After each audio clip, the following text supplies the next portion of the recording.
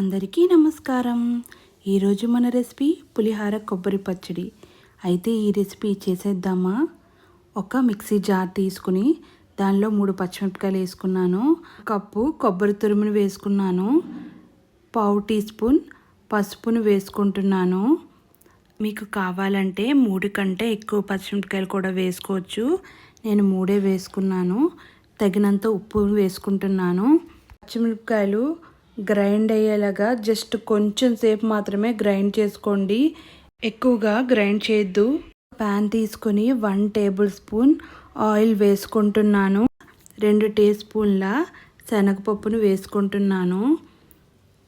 తర్వాత 2 ఎండుమిరపకాయలు చిన్న చిన్న ముక్కలు కోసుకుని వేసుకుంటున్నాను. ఒక 10 నుంచి 15 కరివేపాకులను యాడ్ చేసుకుంటున్నాను. తర్వాత ఈ శనగపప్పు అవి వేగేంత వరకు వేపుకొని మనం మిక్సీలో గ్రైండ్ చేసి పెట్టుకున్న కొబ్బరి తురుముని దీనిలో వేసుకుంటున్నానండి.